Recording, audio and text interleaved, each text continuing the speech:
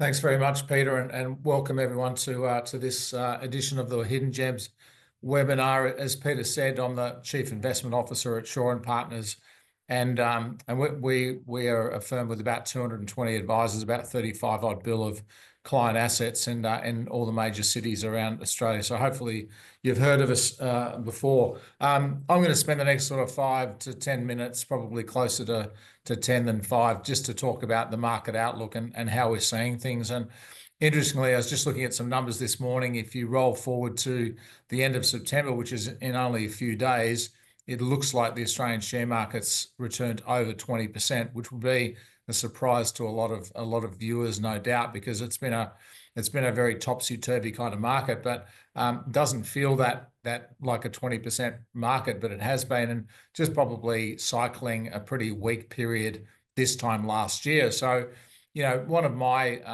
key responsibilities is setting the asset allocation for our advisors and our clients, is really trying to work out, reading the tea leaves or looking at the crystal ball on what the future looks like. And if I go back 12 months, very few people were talking about a 20% return from Australian shares, and probably even more from US shares driven by technology.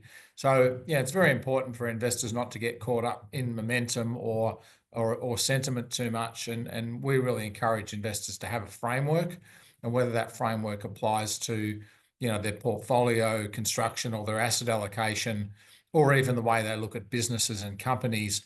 I think having a framework is really, really important. And a lot of amateur and novice investors just don't have that framework, and they let their emotions and animal spirits control the investment outcome, which is not necessarily always the right way to go. So just let me take a few minutes to walk through the framework that we use to look at asset allocation, which is really code for how positive or conservative we are with investment portfolios. And we look at 4 factors.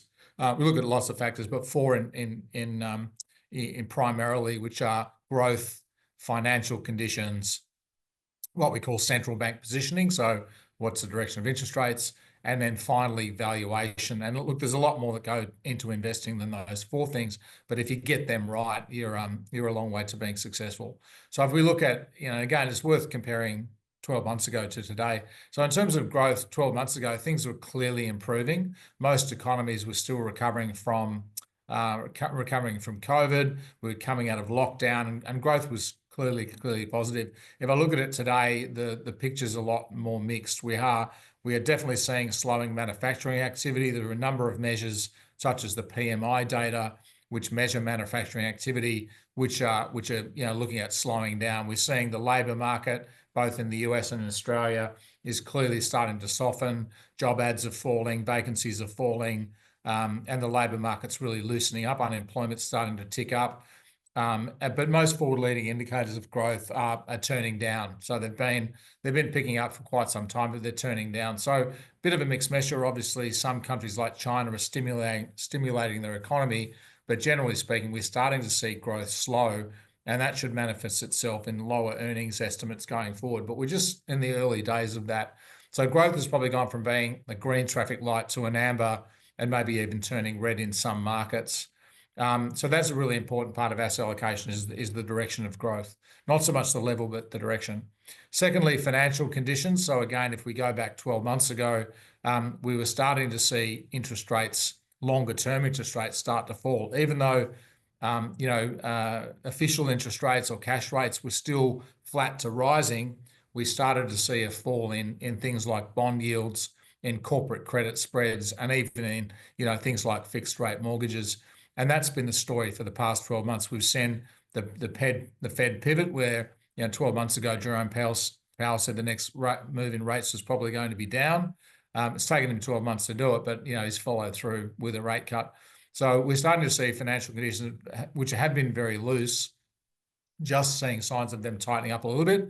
We're starting to see very early signs of some consumer distress in things like credit card defaults and auto loan defaults, particularly in America.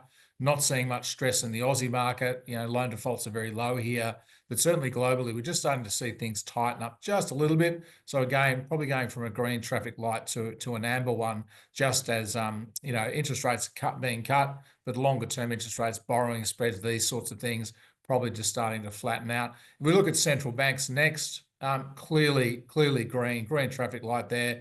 Every major central bank, with the exception of Australia and the Bank of Japan, have been cutting rates, and we've seen China quite recently in the past 48 hours make a number of cuts to interest rates and mortgages. Obviously, the US Federal Reserve cutting the Fed funds rate. We've seen the Swiss central bank, the European central bank, the Bank of England. All of these central banks are cutting rates, and Australia will definitely cut rates in the new year. Timing uncertain. So central banks have gone from being focused on inflation to now focused on unemployment. So that's a very positive. So that's definitely a strong green light.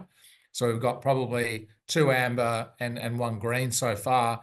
And then the last factor we're looking at is valuation. So looking at equities versus bonds, that's the key valuation measure that you need to look at. And you're in bonds if you're defensive, you're in equities if you're more growth oriented.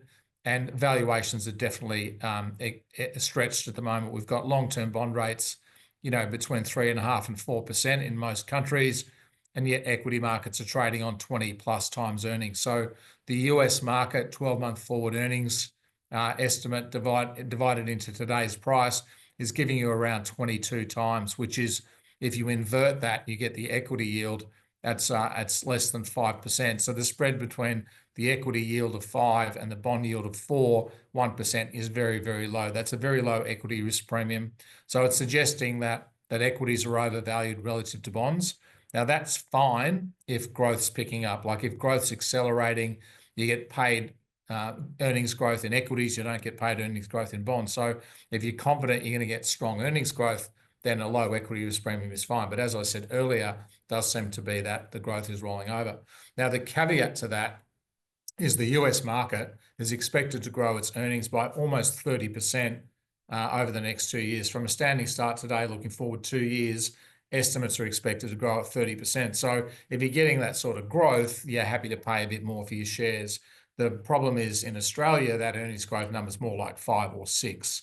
So 1% this year and maybe recovering to 5 or 4 or 5 next year to give you 5 or 6. So the PE in Australia is more like 18 than 21, 22, but still that does look expensive. So we need to be conscious that when equities are expensive, you tend not to do well over the long term. It doesn't mean you can't do well in the short term because that's driven more by earnings.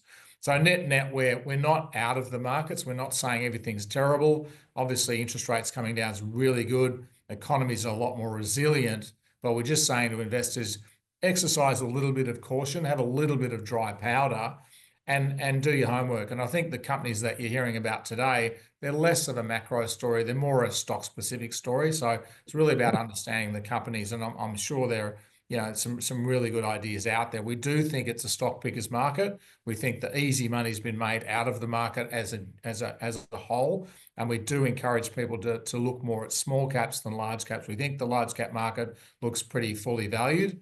Stocks like Commonwealth Bank on 25 times earnings, for example, you're much better off being in small caps. So in our portfolios, we're underweight large cap companies and we're overweight small caps with a real focus on active management. So I think I've probably taken up my allocated time. I'll hand back to you, Peter.